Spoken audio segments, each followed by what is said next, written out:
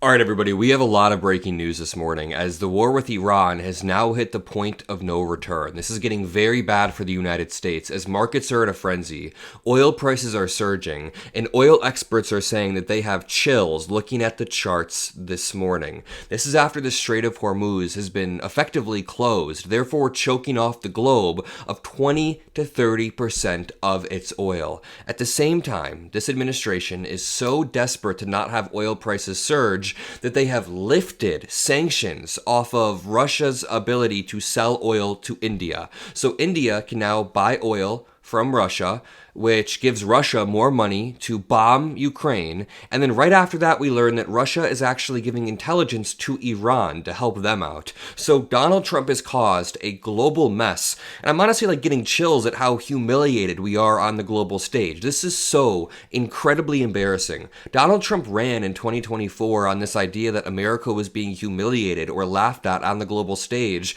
But ever since he got into office, we have seen a unique amount of weakness combined with antagonism towards our allies, which is the worst possible combination. He'll be very, very soft on Russia, lay out the red carpet for Vladimir Putin, but then when Zelensky visits the Oval Office, he's screaming in Zelensky's face. We see this framework time and time again where he disrespects our allies, but then boosts up our enemies. Now let's break down what's happening because first of all, the loss of human life that we've seen over the past 6 days should disturb everybody, and it is being underreported. I don't even want to jump right into oil and gas prices because this is a bit arbitrary compared to the 175 school children that were killed on day one of the strikes. Mainly schoolgirls, the reporting is. It's just absolutely despicable.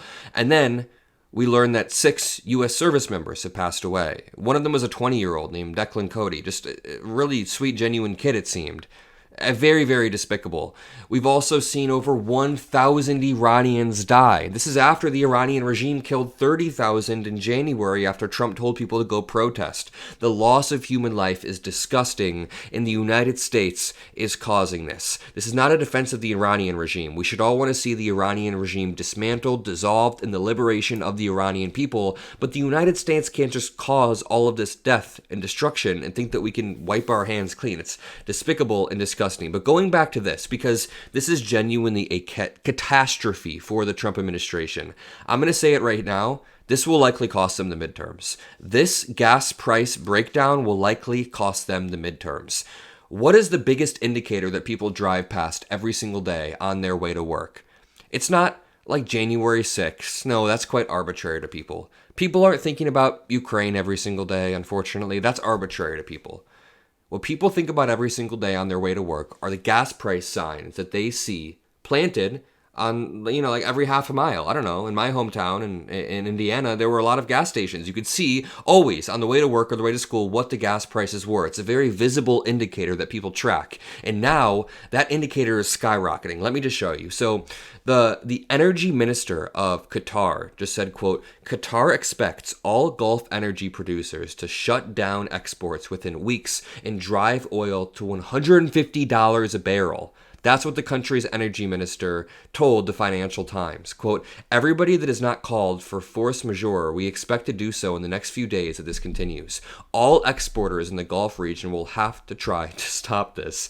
Oil prices have now increased by 50% so far this year. Oil prices continue to skyrocket as the de facto shutdown of the Strait of Hormuz lingers, blocking the flow of energy out of the Middle East. And just to break down, the Strait of Hormuz is a very narrow shipping lane in the Persian Gulf that connects to the Gulf of Oman. You can see a chart right here to make it super simple. This very narrow shipping lane is responsible for roughly 20 to 30% of the world's oil passing through it. It is between Iran, it is between the United Arab Emirates, and Oman. So these 3 countries make up the Strait of Hormuz, and Iran is the vast majority of it. They are quite literally able to just choke it off, block it, and that is causing a massive spike in oil prices. Oil prices continue to skyrocket. U.S. oil prices were up by another 6% to $85 a barrel in recent trading, the highest intraday price since April of 2024.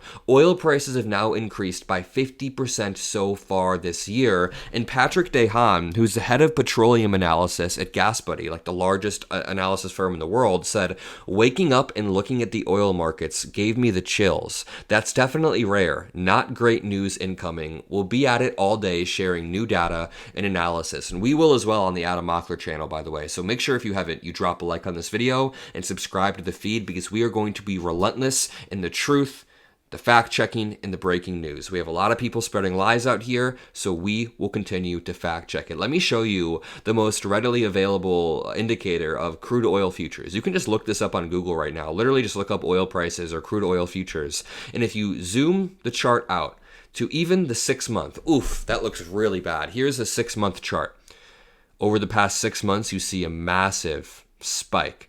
Let's see what the 1 year looks like. Ooh, just a massive spike. But if you zoom it out on the 1-day chart, we have seen 34% increase in crude oil futures just over the past month.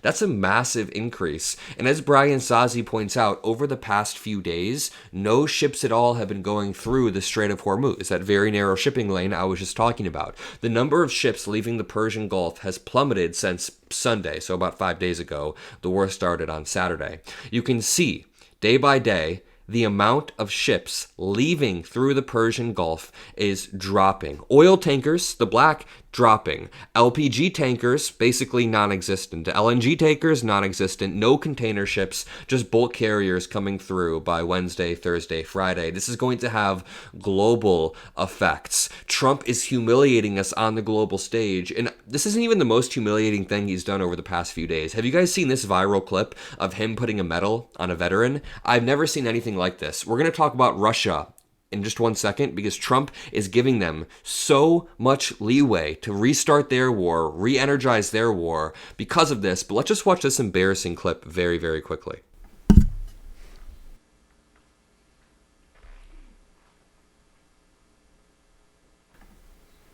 Why is it so awkwardly quiet? But look at this. Is he going to choke him? Is he about to choke this guy? Okay, there's no way. This is so awkward.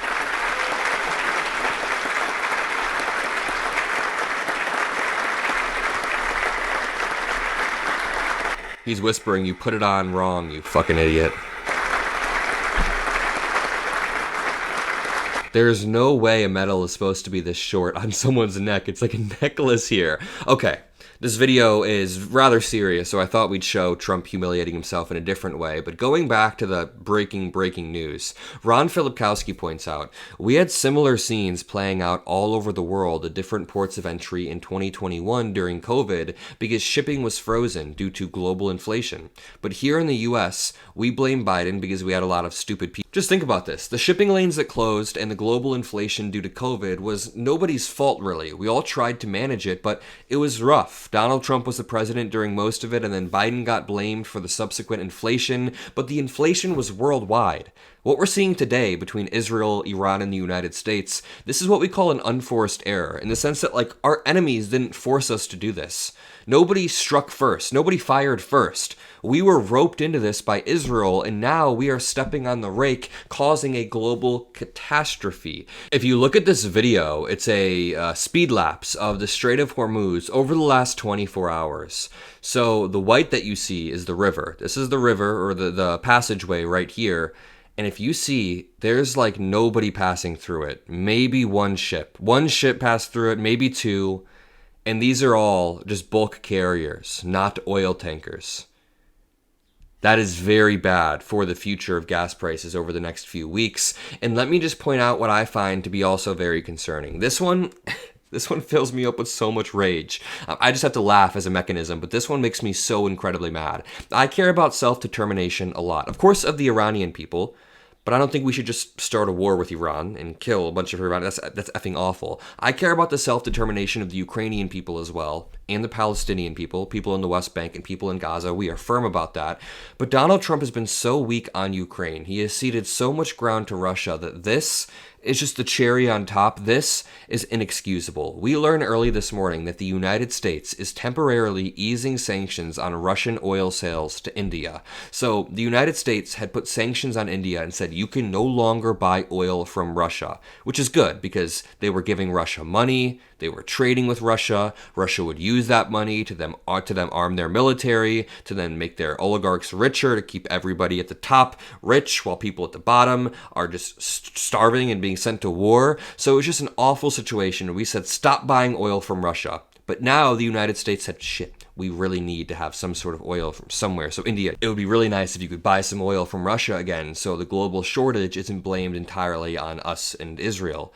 Obviously, this is just despicable, but as they report, the U.S. is temporarily easing sanctions on Russian oil sales to India to address supply shortages and reduce the impact of the surge in prices in the wake of U.S. and Israeli attacks on Iran. The decision to ease sanctions represents a major shift in policy. Oh my lord, the entire global order is rapidly unraveling, as it has been over the past year or so, but it is unraveling even faster because right off the back of that news, today at 6 a.m. we learned that Russia is providing Iran intelligence to target U.S. forces, and we are now funding that. Just think about this. We are allowing Russia to have more and more money by easing the sanctions we have on their allies. They're called secondary sanctions. Russia gets more money and then uses that money to target U.S. forces in the Middle East. They are an enemy of America, and Donald Trump is not only going soft on them, he is regressing on whatever hardline policy he did have because he fucked up so badly with Iran because he couldn't say no to Netanyahu.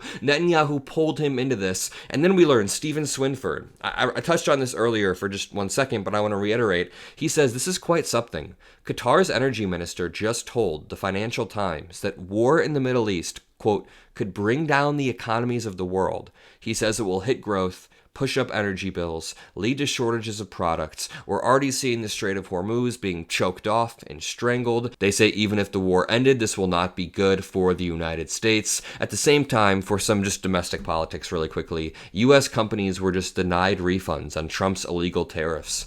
God, there's just so much going on right now. I wanted to bring that up as well. Think about it.